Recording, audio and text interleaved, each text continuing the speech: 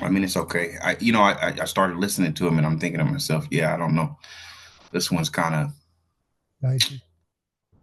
dicey, you know what I'm saying? But it obviously it's because he's speaking, you know, from his, off the top, well, not off the top of his head, but he's speaking the way a normal person would speak, about a conversation like that if it's not scripted. You know Yeah. what I'm saying? I mean, you're not always going to have What did you think a about formal Kamala debate. Harris kept doing that thing she was taught to do where she put her face like that? Did you see that? No, I She didn't would put see her that. hand on her chin and say, when she was talking. I did see him tell her, "I'm speaking." Yeah. Have you heard that before? He said, have you heard that before? Yeah, yeah, yeah. Does that sound familiar? I said, okay. He knows how to get. He know, but Is Trump the oh, last of an era? He is the last of his kind of the charismatic, uh, you know, boomer. The yeah, Sinatra was not boomer, but he was imitating the people like the Sinatras of the world. He yeah, came up.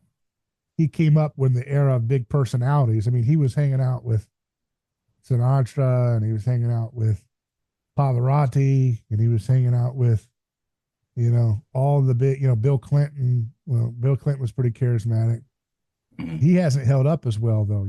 Clinton hasn't, mhm, mhm, because he has to kind of operate rhetorically on the ever-changing holiness codes of the left, which has kind of reduced Clinton's ability to shine in that context.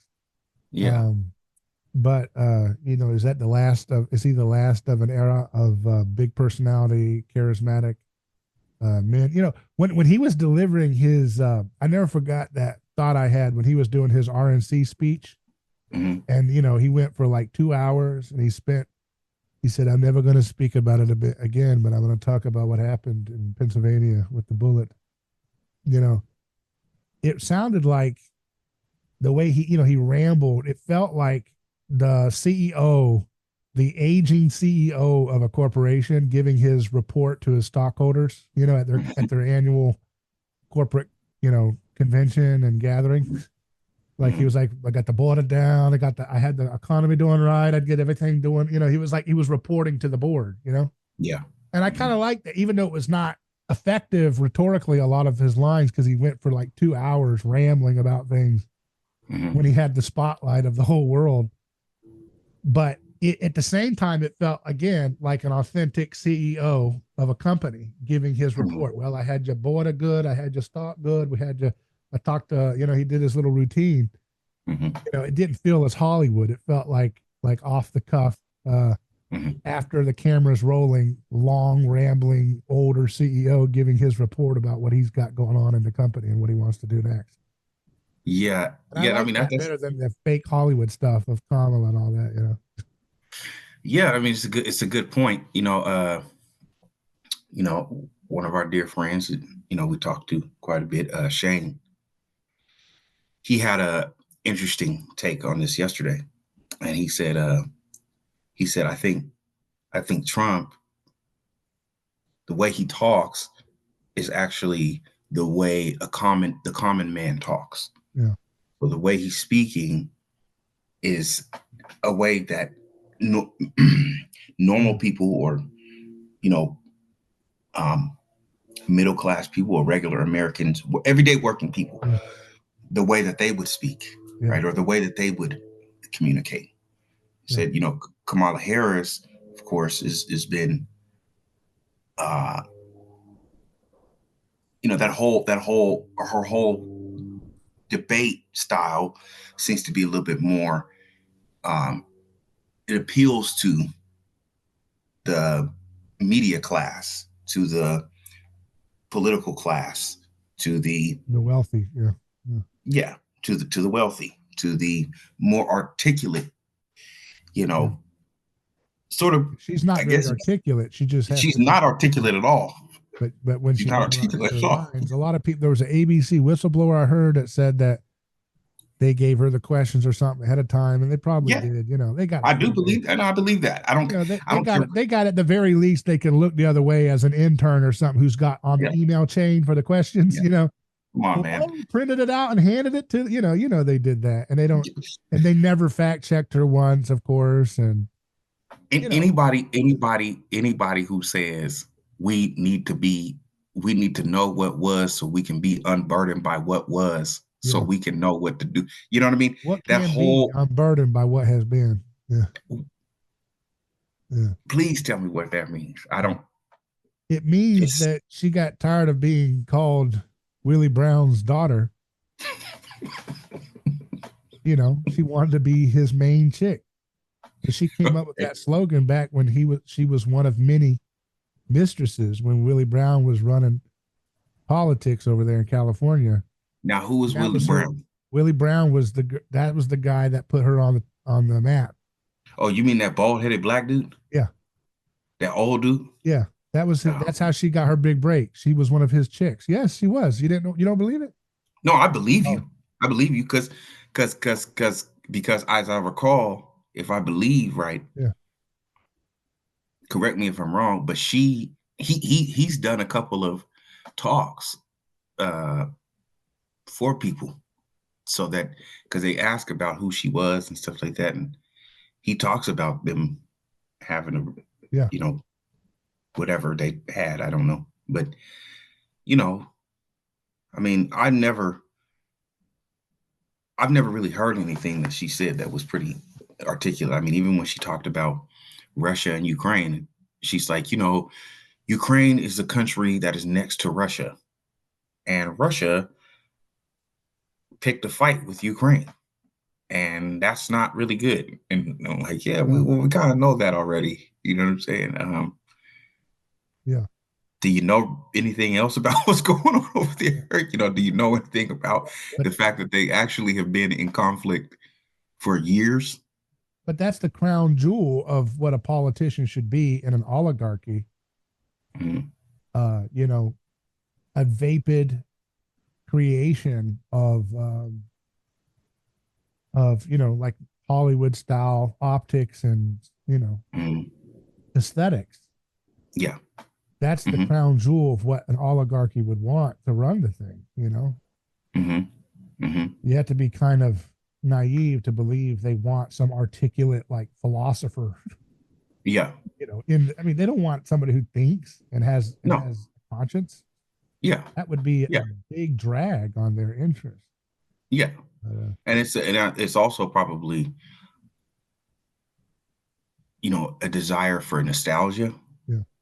You know what I mean? Like how things used to be under Obama. Like we know things aren't good, but we want you to I, like make us tell us it's okay. I'll show you the origins of this. What can be unburdened by what has been quote she came up with. It Okay. happens right in this media feature Okay. about Willie Brown. Okay. Notorious for his flamboyant lifestyle, flashy clothes, fancy parties, fine women, and fast cars.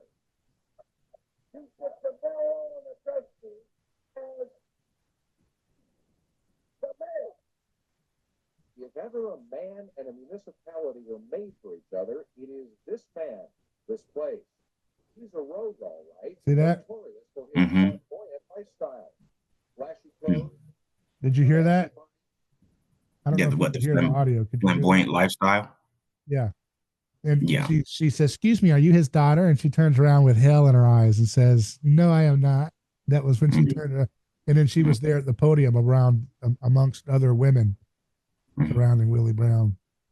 Mm-hmm. But Well, I mean, when look, it's not surprising that it would be that case when you got a Democratic National Convention and you come out with a woman who's twerking and talking about holes for Harris. yeah, I mean, that was a hashtag for a long time. yeah, I mean, how do you even try to yeah. like moralize that?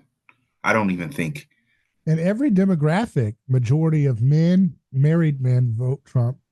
Hmm. The majority of married women vote Trump. Mm-hmm. majority of single men vote Trump, and then a Mm-hmm. massive majority of single women Mm-hmm. vote for the Democrat. And that Mm-hmm. tells you that they need that, that kind of government, Mm-hmm. in Yeah. terms of Well, logical, emotional needs. you got Nina Turner, right? Now Nina Turner is a Democrat. Yeah. I think well, I believe she was is a Democrat, but she might be libertarian. Either way, um, she's not particularly conservative, but she did, make a statement on what is called Free Press Live, the Free Press, sorry, where she basically, stated, and here I quote, "The Democratic Party emasculates black men." Yeah.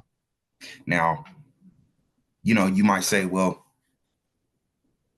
how is that or whatever? But the thing is that somebody who's on the left or, center left or extreme, whatever it is, they can recognize that and they see that. Yeah. Okay.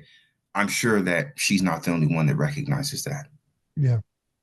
And I think that there are people within other nationalities who probably recognize the same thing.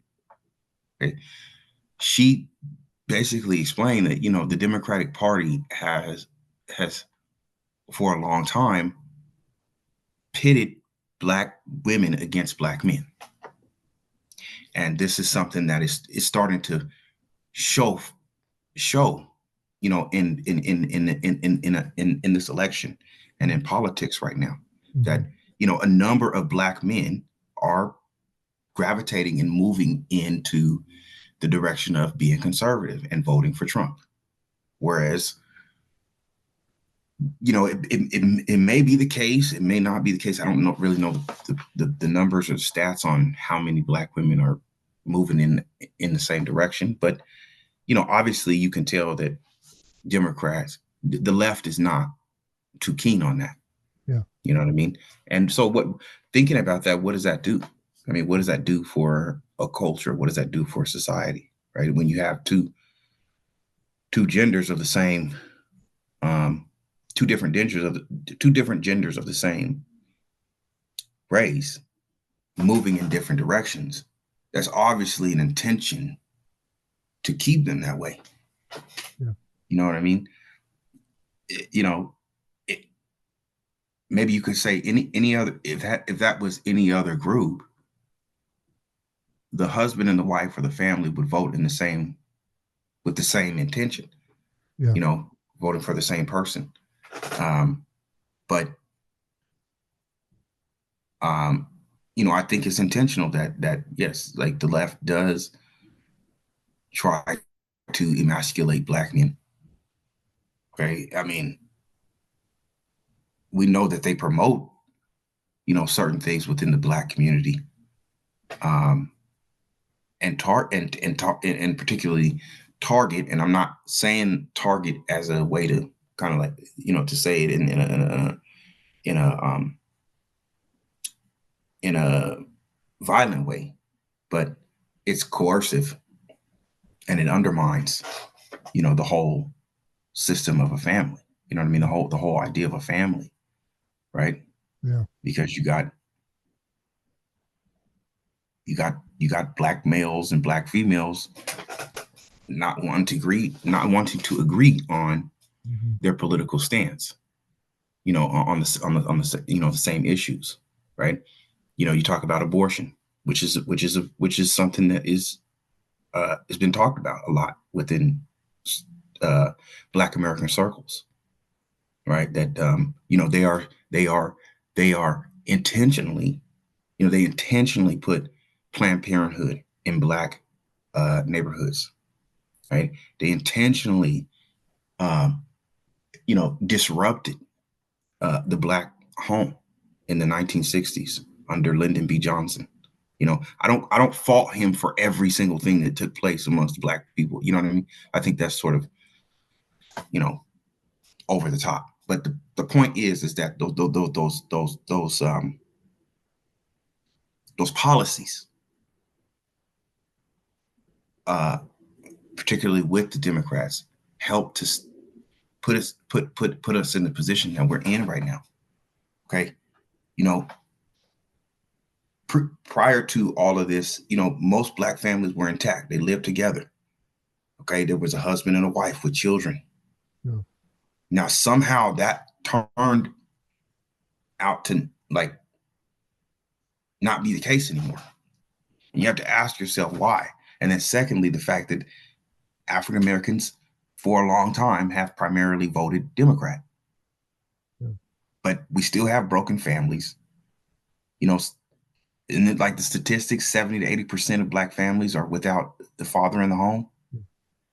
And this is something that started the malnutrition and the seed oil thing too, because that's that's been associated when they increase the omega-6 in the diets of prisoners.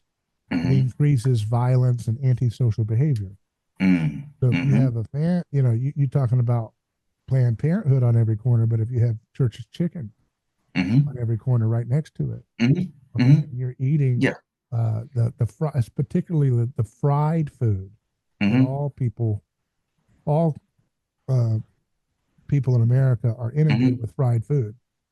But if that's particularly cheap and inexpensive, and you're in a low-income community, and you're eating rancid seed oil, right? That goes into your brain and goes into your body, and it creates massive endotoxin, which produces excess serotonin, which produces excess cortisol, adrenaline.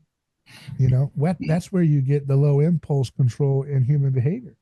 It's when you have high cortisol, high adrenaline, high serotonin, low thyroid function, blocked by the rancid seed oils, especially when they're heated over and over and over again. They're the worst. They're like the worst thing. And so you do that, you know, and you don't have the ability, you know, and isn't this interesting, by the way, you know, that, you know, some of the great icons of African-American scientists and so forth, you know, these icons like George Washington Carver and Booker T. Washington, they come about prior to the mass induction of seed oil on every corner. And that goes for everybody, you know. Nikola Tesla, you know, was Eastern European.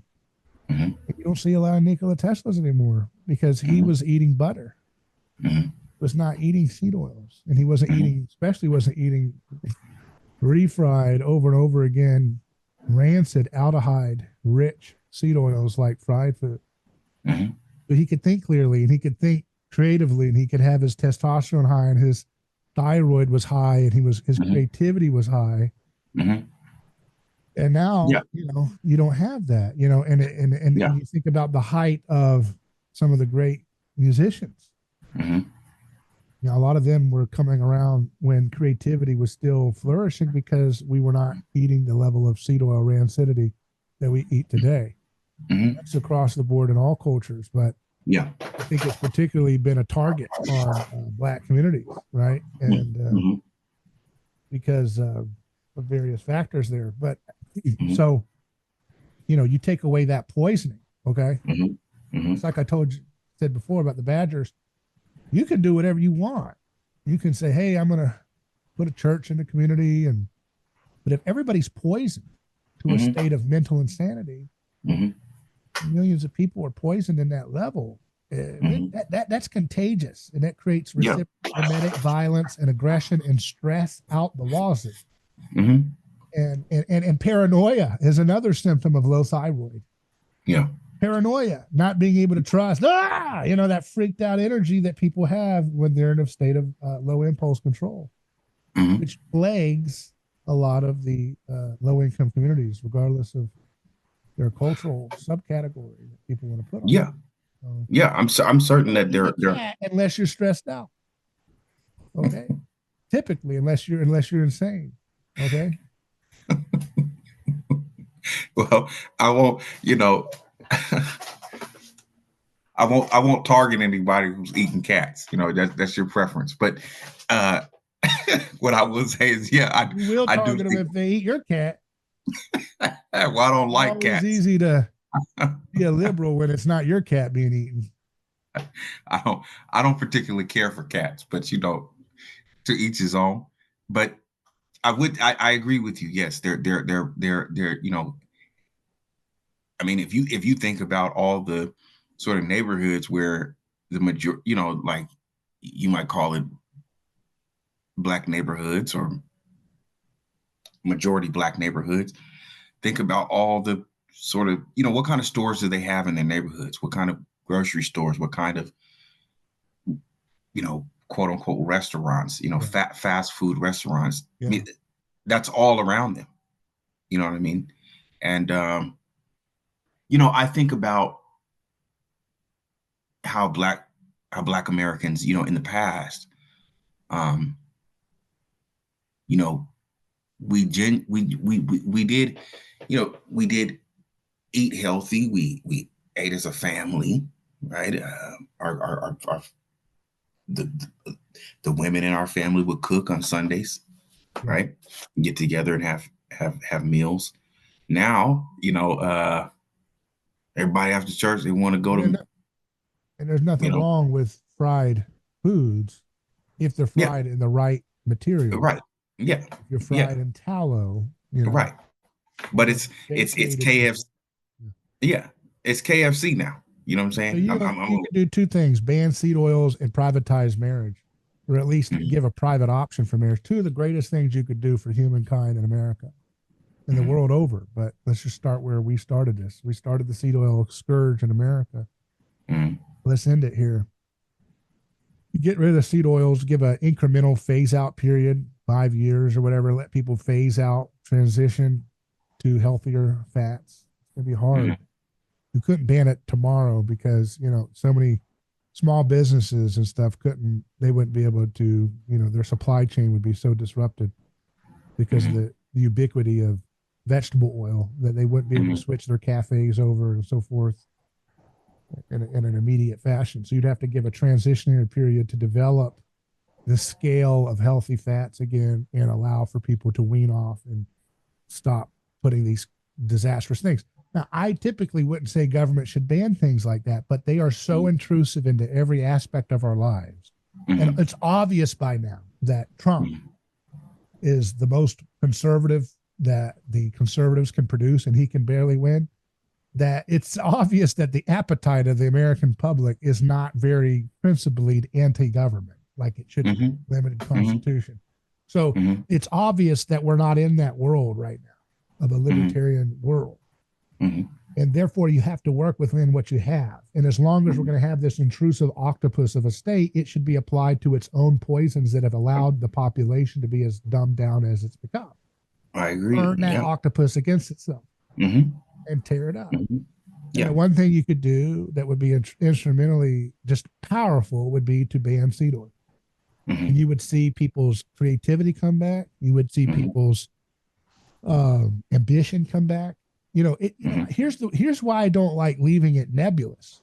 Like if you leave it nebulous, say, well, back in the day, people used to work harder or more inventive, more creative. Well, what happened? Our morals are bad, or this is bad, or this or that.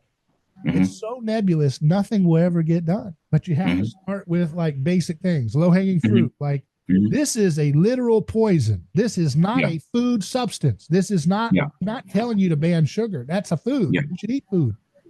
But what you shouldn't have legalized is something that is not food and that actually is poisoning people's minds. Right? Yeah. And if you poison people's minds for generations, you're not going to have a good environment. You're going to have a horrible environment, Yeah. Yeah. What do you think? I mean, I guess the question is that for me, I guess is that isn't it sort of interesting how a lot of people who come here from other countries are probably instinctively aware of that? What? You know what I mean? Like you say, a minority community, like the Indian American community, right? When they cook, you might say like when they make a curry or something, they use butter. They use purified butter, clarified butter, ghee, it's called, So they're already, they know that that's better to use than something like seed oils or something like that. You know what I'm saying? But we've been so inundated with, well, it's the cheapest thing to buy, right? I can fry up a whole bunch of Even chicken. in you know, all these, Mhm. Indian Yeah, that's not to restaurants. say that minorities don't, and people in India Yeah, don't use seed they oils. I use. mean, they do Oh, too. they do. Yeah, Yeah, that's why you yeah, have an epidemic of diabetes and everything. yeah, hmm Creating depression. Think yeah, about it. If you have, let me tell you something. If we're like having a family, right? hmm hmm And some kind of a rat poison gets into all the food that's in the house. Some wicked little devil sprinkled rat poison into all the food in the house, hmm and the family's eating off of it hmm week after week, and they're getting sicker and sicker. Grandma's getting sick. She's having different symptoms. hmm Children are getting sick. They're coughing. They can't breathe, right? hmm Instead of spending all your time navel gazing and saying, let's have psychological therapy, you know, hmm let's pray this away. No, hmm stop. Figure out, oh, wait, there's rat poison. You see that? hmm Don't hmm eat it. Throw it out, hmm right? Nobody Yeah, thinks like that, right? Nobody yeah, thinks like that in the cultural conversation. They don't think hmm about things in that kind of reductive, let's just go to the lowest hanging fruit and step by step eliminate these factors. hmm And the first hmm factor is before we start doing psychotherapy, before we start doing prayer, or wait, do all of that, whatever, stop putting rat poison in the food. Take that out. hmm When you hmm take that out, how do you feel now? hmm Are you happier? Are you less argumentative? Are you less depressed? Is grandma feeling better? Can she move better? Can the children breathe better? If that's the case, don't play some game with me that, you know, because it's technically whatever, we got to allow this to happen through the free market. We got to let the free market weed the rat poison out. No, we're just going to cut it the hell out. hmm Cut it out. hmm Let people heal, right? And then Yeah, work on that other stuff. Like if you need to go yeah, to therapy or talk to your priest or pastor, right? hmm hmm See what I mean? yeah, yeah. I mean, I think our was it RK Jr. Was talking about this recently on a podcast, and he's like, um, he said, in my generation, nobody had ADD Yeah. and ADHD, He said in his and generation, if you were obese, you were in the circus. yeah, He said I it. mean, I guess, but it's true, right? Like his generation before that, they didn't, have all these, like autism was really low. That wasn't a big thing, right? But now, like, you know, it ain't, what is it like? There's like thousands of kids born with autism, or di- early onset diabetes, pre-diabetes, right? So, I mean, you do have to wonder, like, when did that start taking place on such a mass scale, when these things used to be It very was sort of seed oil. minute? See, it's Yeah. other things too, but that's the first thing you take out is the seed oil, really. Mm-hmm. And then you need to Mm-hmm. allow vaccine manufacturers to be liable for their injuries. Mm-hmm. That takes care of that. Now, one way to solve the seed oil thing before you ban it is just to remove the corporate subsidies they get. Okay. That would really eliminate a lot of the problem. But I wonder politically if it would be harder to remove all subsidies than it would be to ban the seed oil product. And here's why. Because Mm-hmm. I'm not sure, this is just me thinking out loud here, that when you get these corporate welfare subsidies for farmers and farming corporations for soy and corn, it may Mm-hmm. come as a lump sum, and then they deviate some of that for subsidy of the oil and some of it for the corn flour or the corn, you know what I mean? The Mm-hmm. corn pellets. Let's say you Mm-hmm. got a farmer, right? And he gets some kind of a subsidy in different forms from the government. Mm-hmm. I don't know if I don't think it is. I know this is just speaking purely out of ignorance and not knowing the details of how the corporate welfare works. But the money they get is probably not earmarked for, like, okay, this is a subsidy for your seed oil product of your product, Mm-hmm. And this, I Mm-hmm. think it's probably more like a general subsidy Mm-hmm. of of of, Yeah. of the crop itself, and then Mm-hmm. it gets some of it gets turned into oil, some of it gets turned into cattle feed, and so Mm-hmm. I think politically, even though I want all corporate subsidies eliminated tomorrow, much Mm-hmm. of the Republican Party is all owned by these corporate subsidies, right? Yeah. So you couldn't, if you wanted to like run this through in a Republican way, administration, I actually think banning the seed oil would be politically more feasible Yeah. In our current situation politically than just removing the subsidies. Ironically, Mhm. you would think it would be less intrusive if you just pull Yeah. back the welfare and then say you're still able to sell whatever you want. But I Yeah. actually think the way it works, they could still get their little handouts while they stop producing corn oil or safflower or sunflower oil or soybean oil. Right. That Yeah. makes sense. It does. Yeah. I mean, I think it's like a gradual, you kind of have to do it like a gradual progression, right? Instead of, Yeah. because like you said, it probably wouldn't work to just shut it all down immediately. You know what I mean? You're definitely going to get some pushback from that. You know what I mean? There's going to be all kinds of economic, financial uproar. You know what I mean? Like people would just not go for it. But I do think there's a way to target that. CNN would go and interview a small restaurant that said they're shutting down after 75 years of business Mhm. because President Gornoski has viciously eliminated the seed oils, He viciously Right. eliminated the seed oils, and now business Yeah. has been going for 75 years, and now we got to Yeah. put it out of business, Well, it would be like trying to, I mean, it's kind of like banning a sport or something like that. You know what I'm saying? Like people would just have a visceral attack against that, even though they probably know that it's probably just a distraction. And they have that, and they have another factor would be really hard. Would be there's a lot of propaganda science that would say seed oils are not bad for you; they're good for you. Yeah. And they would run that interference. But at Mhm. some point, you have to play real politics when you know what's right. Mhm. Look at what the Democrats do. They don't wait. Was there a consensus about when life begins when they got Roe v. Wade through? No, Mhm. they play power politics. They get it done. Mhm. They got it done, and it was not settled that when life began and when was it ethical and all Mhm. that. That was not settled. They just took it and ran. Mhm. And same thing with seed oils. When seed oils were subsidized and put on the map from our government standards, it was not settled if you actually looked at the data. Mhm. There wasn't much of a debate going on in the public at all. But in terms of the actual internal data, that was not a settled matter. So this Mhm. idea that you have to wait for the science to be settled, I mean, the whole thing is stacked with industry stooges and fake Yeah. science hacks and all this Yeah. nonsense. Yeah. It's the same thing with cancer research. You know what I'm saying? Yeah, We're gonna take forever and kind of fizzle things, nothing ever whatever. gets done. Yeah. I'm tired It's of it, man. We stagnation. cannot wait for that stuff. We can't wait Mhm. for that. We have to just move on, and Mhm. it's going to start in the marketplace.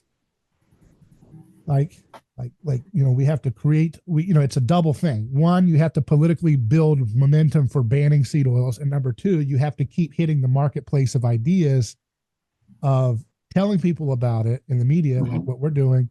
And number two, providing products that can scale up. Mhm. Like a tallow fried product. You need to have tallow fried French fries again, like McDonald's used to do. Tallow fried Mhm. potato chips, tallow fried donuts, everything. That has to replace the low hanging fruit of the junk food world. Mhm. I think you go after that first, and then you worry Yeah.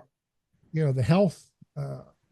Health stuff can be done later, but Mhm. go after the low hanging fruit of the most disastrous junk foods and redeem them in the name of God. A donut made Mhm. with good flour that's not adulterated and hybridized as badly as American flour. Mhm. Get Italian flour or French flour, and you fry a donut with good cane sugar cream, icing glaze, and Mhm. fry it in some good grass fed beef tallow. That donut is a healthy thing, especially if you're a Mhm. kid. Mhm. Because if you don't have any problem now, once you're metabolically wrecked, you might want to not do that every day. But if Yeah. Slow down. if you're not metabolically wrecked, like Mhm. children, if you're not given chicken nuggets and all that trash, Mhm. eating that every day would actually be healthy for the child. Yeah. Isn't that Yeah. crazy? I don't care if they clip that one day when I'm out, it's going to come back to me. It doesn't matter. It's true. And that's the beautiful Mhm. thing about God's creation is that if you make it right with God's food instead of shortcuts, it actually tastes better and it's good for you. Mhm. The sugar is good for you. Yeah. And God made us in the Garden of Eden for a reason. There's Yeah. it's literally a real estate filled with sugar hanging in the air. Mm-hmm. If that doesn't tell Mm-hmm. you that God wants us to enjoy sugar, I don't know what does.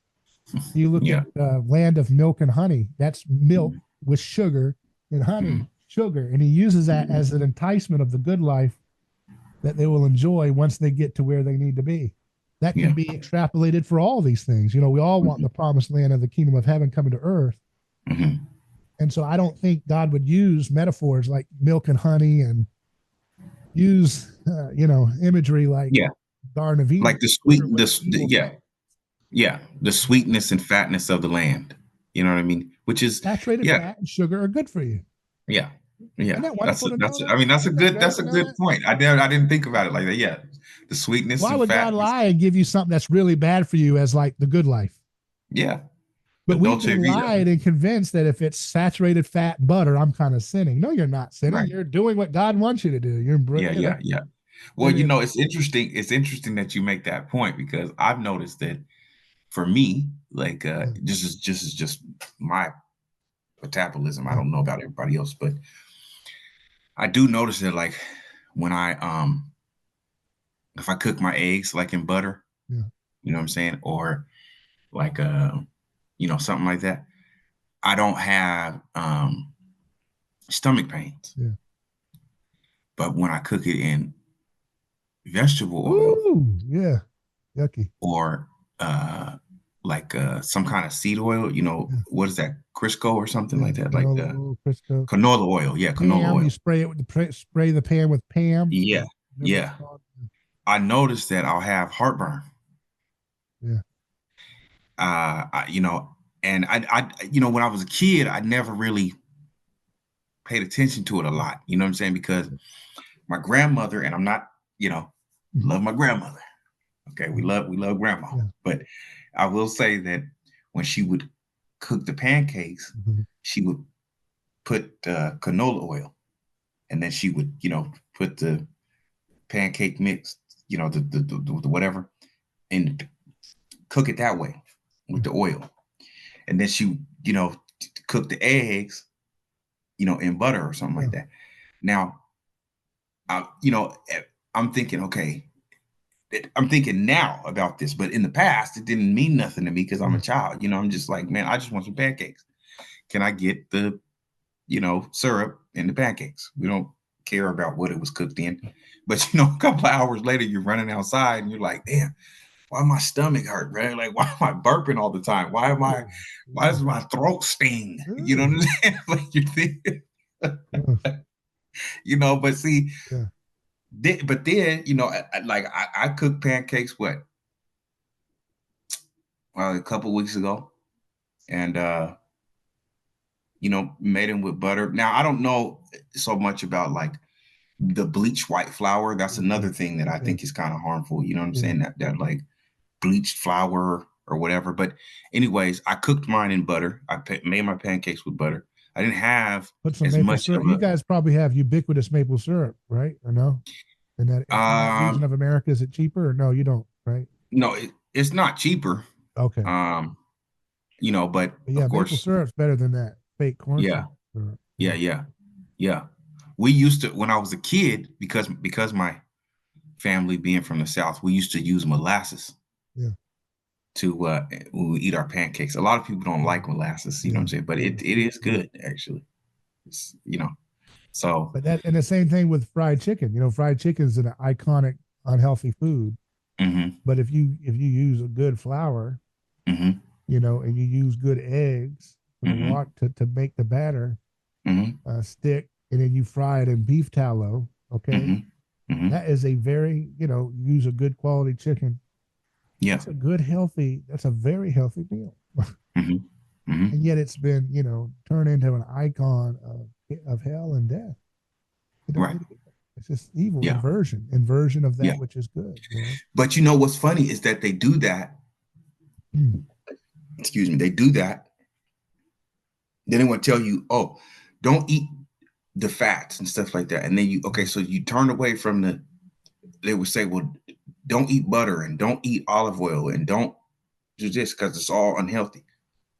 Then they turn around and tell you, you should eat those things because it has nutrients and blah, blah, blah. It's like, dude, they mess with your mind so much that you don't know what's true. You don't know what is healthy for you anymore. You know what I mean? You're like, should I go on the keto diet? Should I go on the vegetarian? That used to be a thing too. I'm a pescatarian.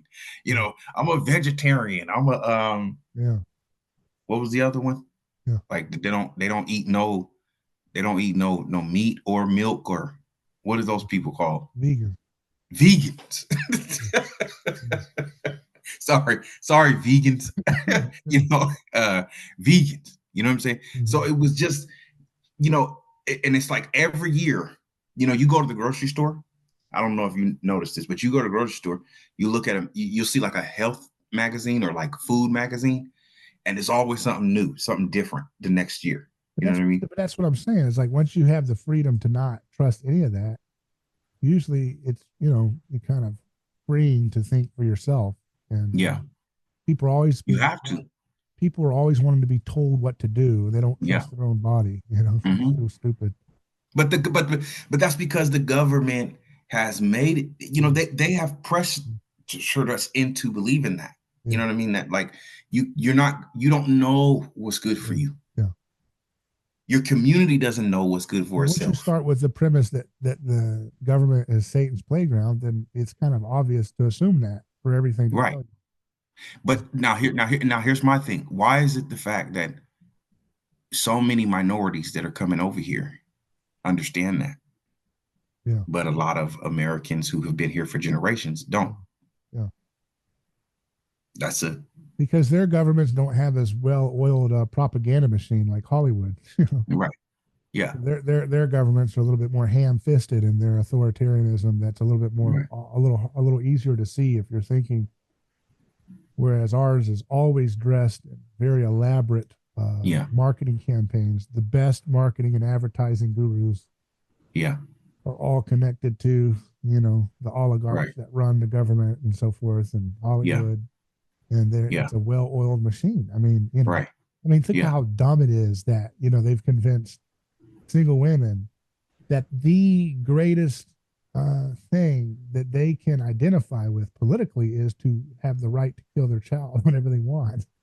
How dumb is that? I mean, think about that. That's what a woman cares about, not about security, not about liberty, not about, sanity, not about their freedoms, not about their privacy, not about, any of those things, safety, any of this.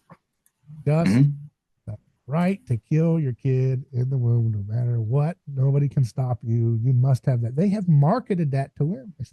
Women in their, historical sense did not make that their all-consuming identity.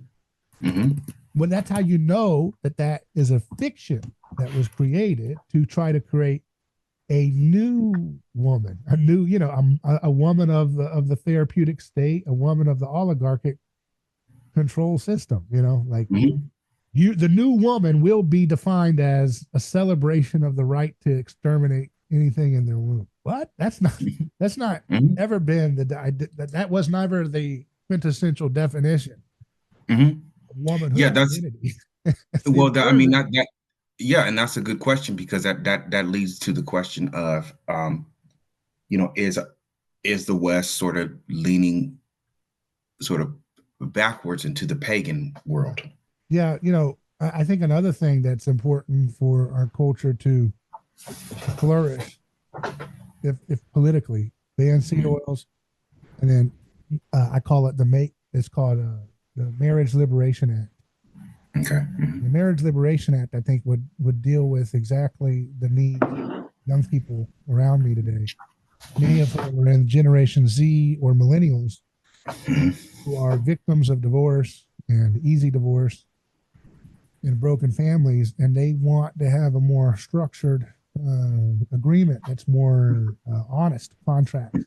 It's actually set by terms that both parties consent to. Yeah. And that's not what we have with our public government licensed marriage today.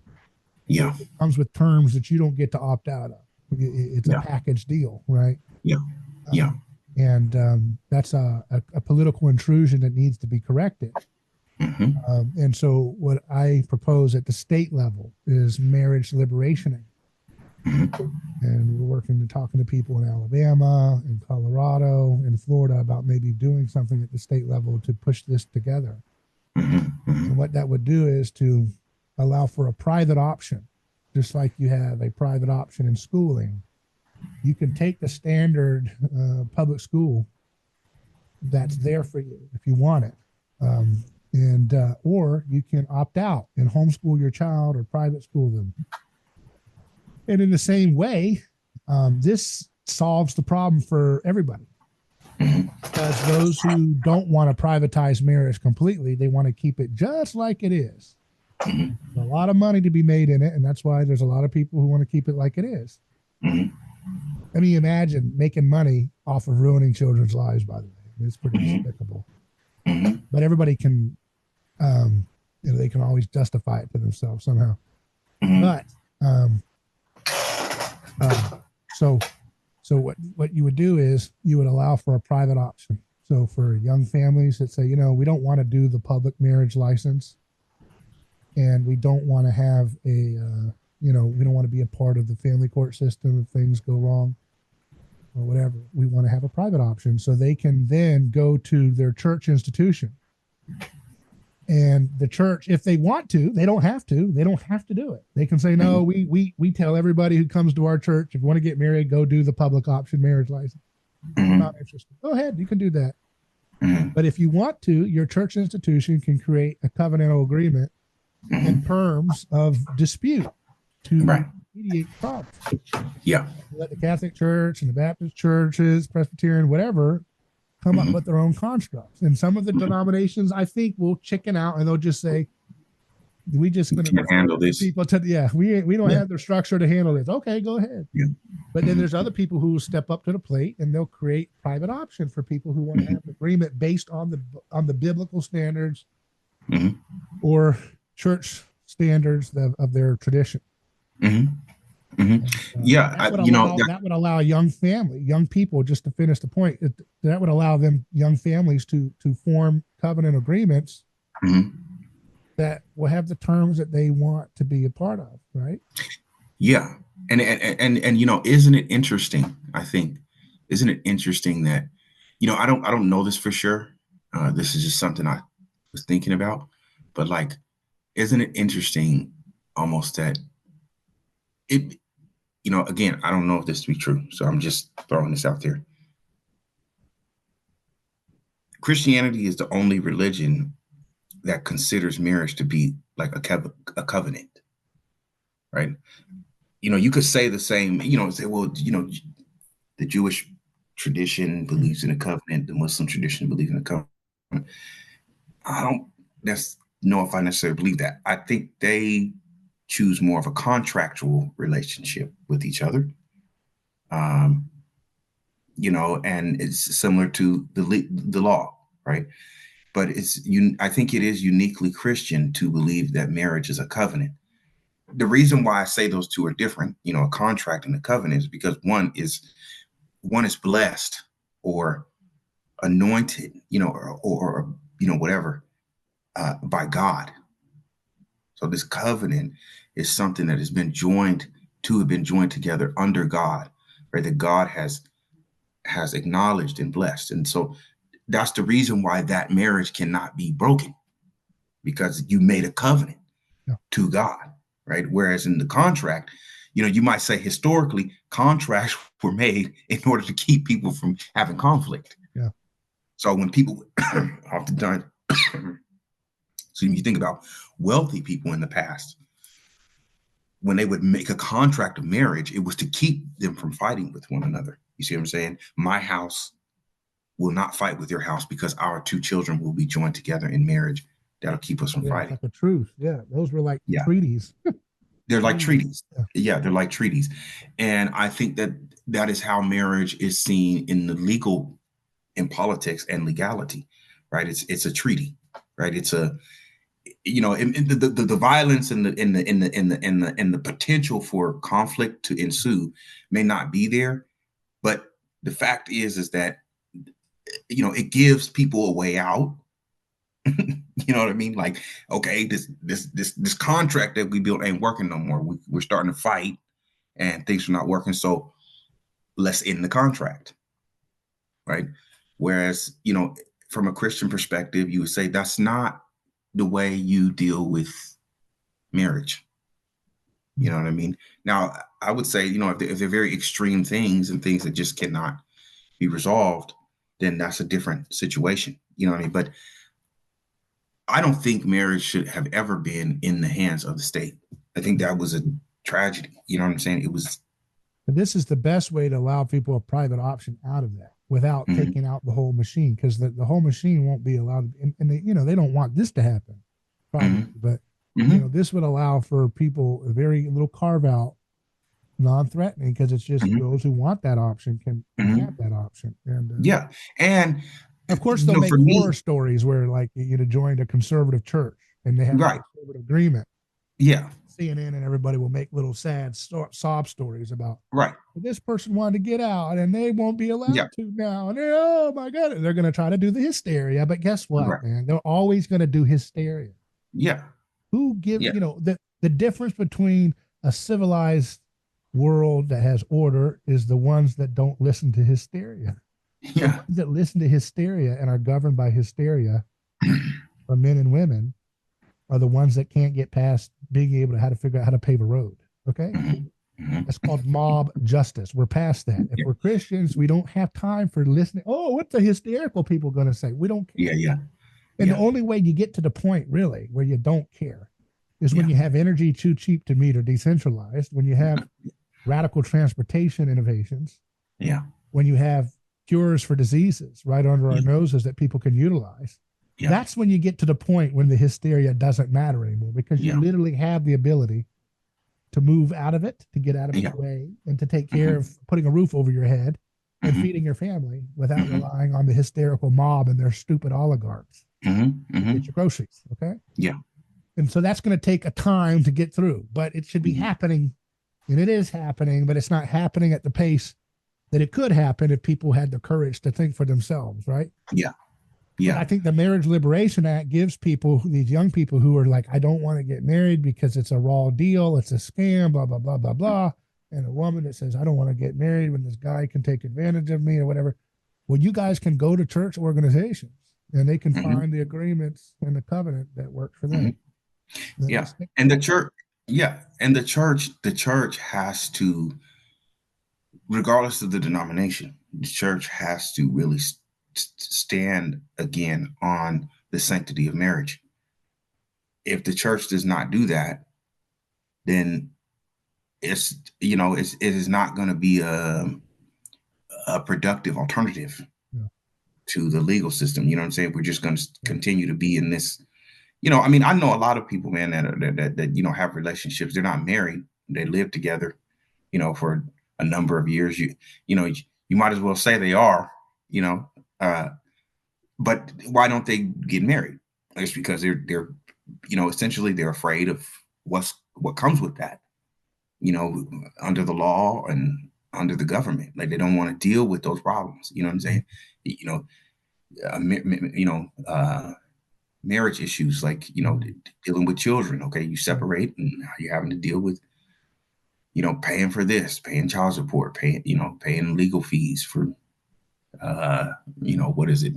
Spousal support, or, just all these, just it's so much, that you can't, it's overwhelming. And that, and so that overwhelming state that you're already in, then the media comes along and they're like, well, we're going to fill it with hysteria. You know what I mean? That, women just cannot, live with men and men cannot live with women. And, and this goes for the red pillars too. You know what I mean? They complain all the time about women and stuff like that, but it's like, dude, you ain't really doing you ain't really helping, by just constantly berating women about what they do wrong. I think people know that already. We know that now. You know what I mean? Like most young people, we are aware of that. And which is, again, the reason why we are afraid to have long-term relationships. You know what I mean? They scare us into not doing that. If right? You can't have long-term relationships, you won't have children. And you cannot have a society. This is something that, that's what I was going to say was we also need to talk about the depopulation problem. You know what I'm saying? The fact that so many countries are, you look at Italy Well, and the seed Japan. oil is a part of that too, right? Because that Yeah, plummets the fertility. But go ahead. Yeah. yeah, right. And so now, you know, Italy seems to be a pretty religious country. You know what I'm saying? Very, seems to be. I mean, that's where the Vatican is. I think most Italians are Catholic, but they have one of the highest. They have one of the lowest population rates in the world. Why is that? Because they don't really believe in the church. They don't trust in that Christianity is going to help them. The unemployment rate in Italy is very high. The young people that are coming out They of don't college imitate don't have Jesus. jobs. They don't imitate Jesus, Right. because But you see, Jesus requires I'm you to be saying, courageous and think for yourself and be able to resist groupthink, but most humans don't have that ability, apparently. right. And so So can just think Christianity about that. see? Here's what I think, and I wonder, is Mhm. Christianity actually is the fullness of Christianity actually given to the masses, or is it actually given for the narrow path, for those who are the hidden Yeah. the hidden chosen ones, right? Yeah. So there's a Yeah. difference between what I'm saying, a difference between those who are, saved or whatever Mhm. from whatever, not being in the kingdom of heaven looks like. Mhm. There's a difference between that group, which might be this big, Mhm. and then the group of people who are actually at the place for some reason that have the critical thinking skills and the courage and the energy level or whatever to be able to actually literally try to imitate Jesus. Mhm. That might be a Mhm. very small subset of people, and it might not ever be able to scale Mhm. this side of the resurrection into Mhm. anything more than that. Mhm. Mhm. And so Yeah.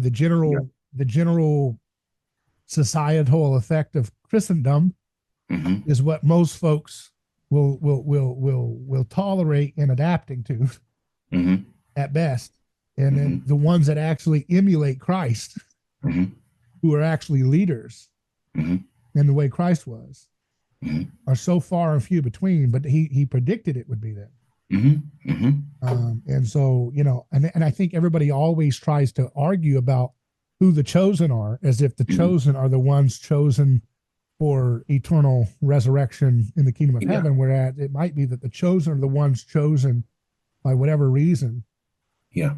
to actually bear the burden of really taking the imitation of Christ seriously, more than just the bare basics of the religious conservative traditions of Yeah. Christendom, right? Yeah. Because what I Yeah. see with the new right and all these people is they want the bare bones trappings of traditionalism of Christianity. Mhm. They don't want to imitate Christ. Mhm. Because when Mhm. I talk, for example, let me give you an example, like CO2. I've been investigating that. I did a speech on that in Alabama recently. I've been talking about that on my show Mhm.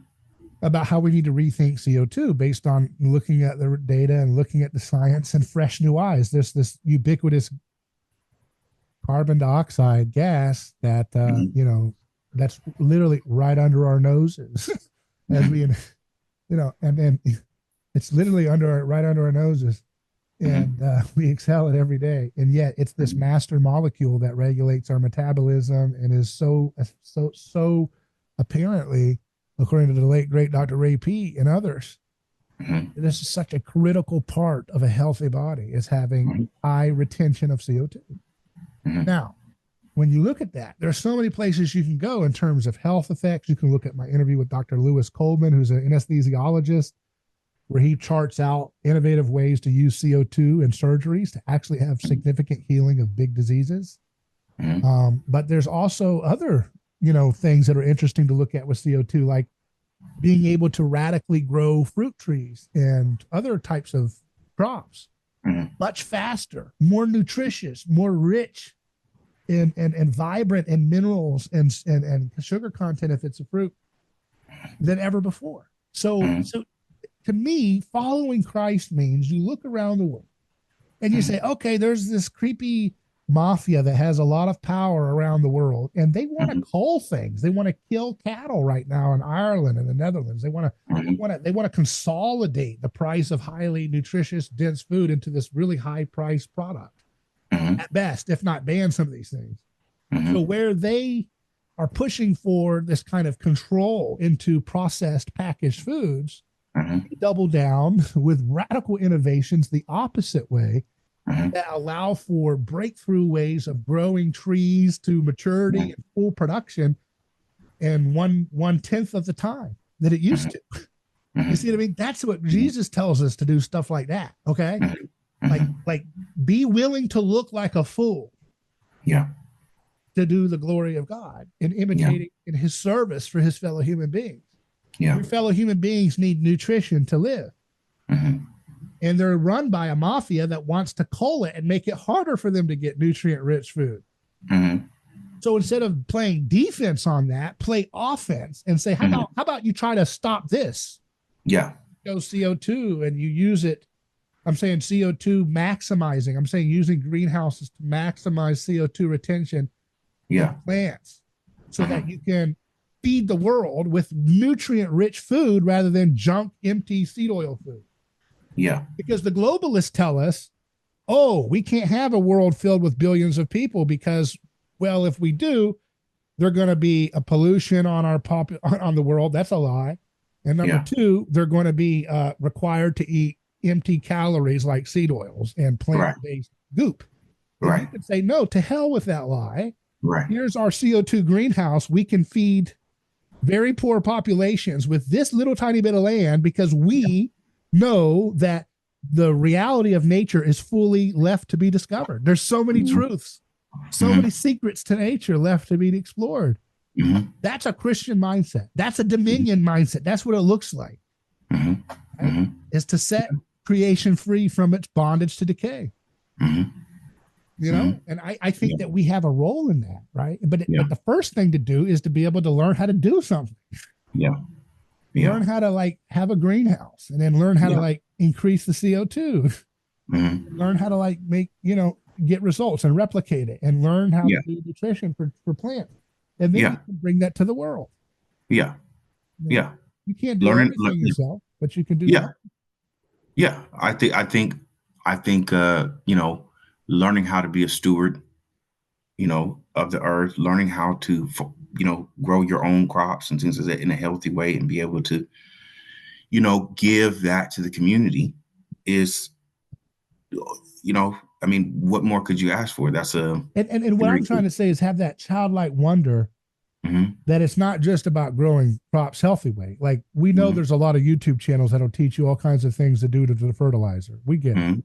And there's a lot of people who are making YouTube channels with their families showing about homesteading and all that. Trying to do things that show the other way. And I'm saying, but it doesn't have to be this back to nature, back to the primitive world. You can actually use high-tech tech, like using CO2 retention, because they already do that in greenhouses. Greenhouses know if you increase CO2, you get a better yield on your plant. I'm saying you can actually radically drill down into that little clue and actually do that on a much grander scale and feed masses of people extremely nutrient-dense foods at a cheaper price using less land and yet less inputs. That's thinking nature and the future combined. That's thinking high tech and low tech, you know, like using it all together, you know, in a way that, you know, you can use classical music to enhance the yield of your crops. That's woo woo, but it can be done. Lights and other types of things. You can, I was talking to a person who's talking about using reflectors to enhance the moonlight on the crops at night. This is a botanist, you know, with a lot of experience. So you think about this and you think, man, you put this kind of see, that's like being like a child, childlike wonder, like the heaven is all about. So God wants us to think like that. He wants us to say, well, what does this gas do? What could we do if we increased it times 10, times this, times that? And then you watch and then you see what happens. So what if we played classical music around it? What if we put this light on it? What if we put this type of nutrient in the soil? What if we got the microbial life this strong at the same time we increase CO2 even more now? And you see what I mean? That trial and error. That's what Tesla was doing in Colorado Springs. He was getting up there and he was doing trial and error to figure out how to get electricity transmuting through the atmosphere, you know. So what is hindering that? Do you think it's regulation, government regulation, that people cannot do stuff like that in their own homes, or all of that is part of it, but I think ultimately it's a narrative problem, right? Mhm. Like people don't are want to stuck and they imitate don't want Christ. Yeah, they don't want to Mhm. imitate Christ.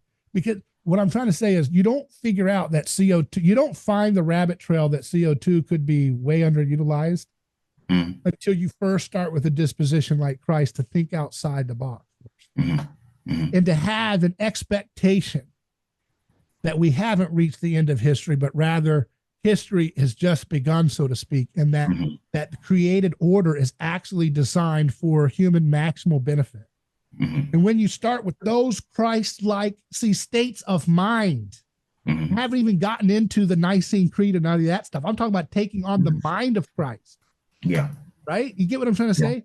Taking Yeah. on them. What does Christ think about creation? He thinks it's good, Mhm. and that he thinks that his church is designed to actually unleash it from its bondage to decay. What's the Mhm. bondage to decay? Kids are having dysentery and they have to eat dirt cakes in Haiti. That's the bondage to decay. He Mhm. doesn't want that to stay like that. Mhm. Right? But Mhm. people who are stuck in a zero sum paradigm of politics, you think they either have to like make excuses and lie and gaslight people that people, are Mhm. not having things that are not optimal, or they Mhm. go the other way and say, I can't stand this person being in my, vicinity because they're different from me. And Mhm. either option is a zero sum option. Mhm. It's punch one, minus one, plus one, minus one, Mhm. there's Mhm. no there's not the mind of Christ. The mind of Christ says, let's figure out what we assume. Mhm. And Christ is the kind of person that is always rescuing scapegoats, including intellectual scapegoats like carbon Mhm. dioxide. So if you want to think like Christ, you might, you might want to take a look at something which has been more vilified than anything else in human history as a gas, the carbon dioxide. There is no more scapegoated gas, right, than Mhm. carbon dioxide Mhm. in Mhm. human history that we know of. you know Yeah. so maybe you start there and you say, what forces of scapegoating are telling me is evil might Mhm. actually be essential Mhm. for further innovations that we Mhm. can't even conceive of right now. Right. Start there, Yeah. right? Start with the Yeah. cruciform framework of looking for the leaving the 99 and going after the one, Right. right? Yeah. Yeah. Yeah. Yeah. Yeah. I You guess. see what I I'm trying to guess. say? That's like real world application Mhm. of the mind of Christ. Mhm. Yeah. Not following the crowd. You know what I mean? Kind of thinking outside the box, Putting more being weight curious towards about. scapegoated substances or ideas Yeah. sometimes. Doesn't mean it's Mhm. always going to bear fruit, right? Mhm. Some things are wrong and they're just wrong and they get Mhm. vilified. But a Mhm. lot of things get vilified because they're pushing up against things that are, powerful and wicked and Well, yeah. I mean, it's I kind of I understand what you're saying. I was kind of trying to find like a more like an example that I would understand and be a little bit that is similar to that, and that's the one of space travel, space exploration, right? yeah, Well, what do they do whenever we talk about going to space or wanting to do that kind of thing, right? They put out some kind of Peter Thiel talks about that. They put out some kind of movie, they'll yeah, put out some kind of film yeah, or some kind of entertainment to make people fearful of yeah, that, right? yeah, So they'll do another remake of Aliens, yeah, right? They'll do a remake of, you know, um, you know, um, somebody got stuck in space and they can't get back, and now they're about to die on that planet. yeah. You know what I mean? Um, it's and I think they do this with nutrition too. Like, they try. It's like a scaremonger thing. You know what I mean? I'm going to try to make you fearful about or like this. You can't afford that type. You can't afford the healthy food, so just go ahead and buy the cheap option, right? Because you live in You don't have the mental inner city. capacity to think Yeah, beyond experts, and right. experts say this is bad for you, this is good for you, this is bad for you, this is good. Yeah, So you're just not an expert. Just stay out of that and eat exactly. whatever you can afford. That's what they Right. do.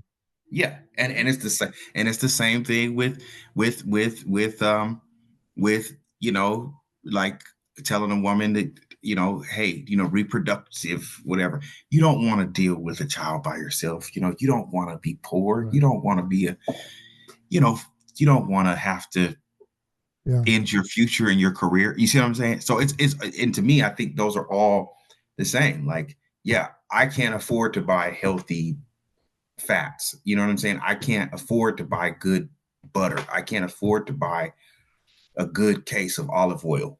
You know what I'm saying? Or what have you. So I'm gonna just go ahead and buy the canola or the Crisco, and my kids have another day to eat. You know what I'm saying? We're gonna go ahead and eat the cereal. That's My the kids bondage have to another. decay. Yeah. And that's Mm-hmm. death anxiety, right? Mm-hmm. So when Mm-hmm. you're free from that, and that's not an easy thing, but it's something you got to work towards. Being free from death anxiety allows us to do things that are bold and say, man, I can't afford this or that luxury, but I can invest in the good nurturing of my children's brains, and then their mental moods and so forth and all that, that is so hard for people to wrap their heads around. And it's a long-term time preference, long time preference over short time preference, or high, I guess they call it short time. What is it called? Low time preference versus high time preference. They talk about that in economics. The one that wants to burn out the cash up front versus the one that wants to save for long term.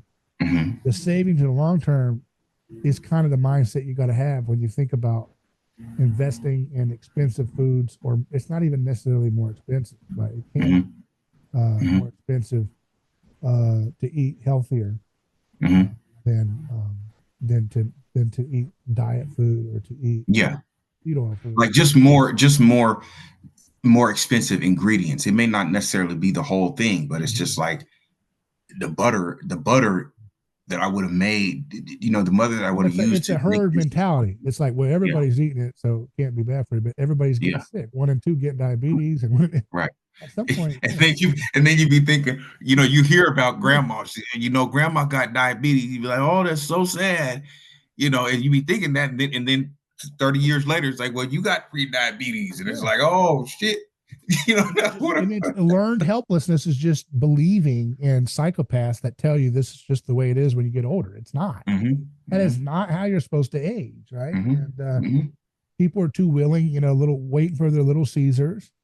Wait for their little kings to come and save them and figure it out for them and think about it all for them. And they don't want to use their brains to look different. Yeah. They only go with the fads, Yeah. I don't want to talk about carbon dioxide until enough YouTube channels with millions of views talk about it in a positive way. Then they can talk about it. Yeah. They don't want to talk like about a group thing. Nothing, and that's that's okay. That's what made me conclude probably that, I don't know. I guess not everybody is. I think people have. I think way more people could imitate Christ in a bold way, but they're going to have to see it demonstrated for them. And that's the unfortunate thing. Well, and the thing is like, man, people are they're being inundated with fear. And they already have these natural fears, and skepticism, because on the one hand, they're like, he said, like, well, the crowd is going in this direction. Right. So if people are talking like on a podcast, if, nobody would have listened to RFK Jr. talking about these things had it not been for this election and him, kind of, leaning in the direction of Trump. Yeah, having access to power makes the herd want to listen to what he's got to say. Yeah. I've been talking about seed oils for years in the wilderness, right? And other people have been talking about them before me, but right. But it doesn't catch on until somebody who's going to have access to world empire level power talks about it. And then it's like, oh, now it's real, right? And that's how you know that people believe more in sacrifice than they believe in Christ, because what does it mean to have access to power? It means to have access to wield real sacrificial violence of the state. Yeah. It's a monopoly of violence. And if you have access at the top of it, you get to wield the judicious use of that sword. And that's what gets people titillated, right? They don't get titillated by you following Christ. Right. And saying, And that's the problem, you know, but that's okay. You have to work with people where they're at. And that's where human beings are. And so that's why I do think that the word political atheist, you know, that a lot of Rene Girard fans use that word because he used it. I think, I think he used it. But it's used about him at the very least. Yeah. But I think political atheism is a better term than a voluntarist or an anarchist, right? Because expecting the end of the state is a kind of loser's gambit in your lifetime. But to believe, to disbelieve in the legitimacy of the state is a Christian conclusion. But then you have to work with it where people are, you know, and you kind of look at that like an evangelistic thing. Like, okay, if state worshipers are the dominant religion of even people who go to church every day and take the Lord's Supper, then I have to work with these people in the ignorance that they're in. And I have to be loving and gracious and merciful and empathetic about it, as if I am a missionary jumping into Japan in 1800s. You know, I have to have that same epistemological humility as a Christian in an obviously different religion, right? In 1800 Japan, as I do 2024 America, when people still go to church, but yet they really worship the state and its oligarchic narratives. And you have to say, you know, this is the same thing, you know, this is the same thing. It's a different worldview, you know? Yeah. It's kind of like they trust in kings and they trust in the power of princes and kings. And Christ said, don't do that. And they said, no, thanks. I'll keep doing it. Right. And you have to deal. Okay. What do? You want to tell them they're wicked, or do you want to just work with where you can and try to, it's a balance, right? Because if you can't legitimize it too much, you legitimize it too much, then you've lost the plot, right? You know? Yeah. It's kind of like, I guess maybe the early church anticipating the return of Christ. Right. But, you know, they don't really know. It's like, well, when are you coming? You said you was going to return, but you know, it's taking, you know, Paul done got martyred. Peter done got martyred. All right now, Lord, you know, hey, you know, please let that pass over my head real quick, didn't they? Yeah, just go. They wanted him back real quick. Can you just, if you come on, because my day is about to be, you know, hampered by this. You know what I'm saying? So, you know, I do. You kind of have to kind of maybe shift the way you think about things. Like, okay, maybe Jesus is, we don't know the time and we don't know the hour. Okay. So what is our mission? What is our, you know, what is the Christian mission at this point in time? Well, to prepare the way for the Lord. Okay. This is a good, you know, that, so you, if you in your life can make a tree go from, it took 5 years to plant it, to get it to the place where it can produce fruit, that people can eat it and provide nourishment for their children. And you can make that come down to a year. You've prepared the way of the Lord, especially when you give him credit. You've got to prepare the way of the Lord, even if you don't give him credit. I mean, but it even helps a little bit better if you go ahead and give him, in my opinion, you know. You want to be on the right side of history, you know. I appreciate your time, Shannon. It's great talking to you. I think we did a lot of conversation points. Let's keep it up, brother. We'll have to talk about Constantine sometime, huh? Yes. That's Constantine, right? Yeah, I got an interesting question. I'll leave it with you, and then we can end on that if you don't mind. Okay. So I wrote a question and I said, okay, you know, a lot of people talk about Constantine, you know, and his form of Christianity, right, versus, I guess, the other non-violent form of Christianity, or what have you, right? So I said, okay, does anybody ever really step back to think, why would an emperor, probably the most powerful emperor of his day, choose a religion that sides with the victim and the poor? That's it's a very interesting question. I haven't gotten an answer yet, so we'll find out. Maybe, you know, I was just thinking when you said that, maybe it's like the early conception that the early church had about Christ's Mhm. atonement, that it was a trap Mhm. for the devil to bite the Yeah. bait. That's a hmm, Just like it that's was an a trap for the interesting. devil, could have been a trap for Yeah, the devil's minions, which are the emperor. that's a that is an interesting. I Isn't never it? thought about that. Yeah, yeah, Yeah. yeah. I mean, in a It's very interesting, isn't it? yeah, yeah, in a very religious and spiritual So way, it is. when he dangles that cross in the sky, that's the lure, you know. Yeah, yeah, And the it is. emperor's It like, is. "Hey, Yeah, I'm a fish. I need to win yeah. this war." Oh, Right, and then the right, rest right, is history, right? right, right, right. Christus Victor made manifest. You know what I Yeah. mean? Doesn't Yeah, have that's to be just an esoteric theological Satan. It yeah. could be the Satan of the anthropological sense, Right, which would look like the emperor. right, right, right, right. That's a good one. That's a good one. Let's That's a leave good it one. there, okay? And check out in the All right. meantime, brightnews.com, right? Yes. Brightnews.com, Yes. and search for Bright News on YouTube to see their Mhm. videos they're doing. And look forward to talking to you again, Shannon. In the meantime, you can also give us your feedback on A Neighbor's Choice by emailing me hello@aneighborschoice.com. I'm David Gornoski. Godspeed.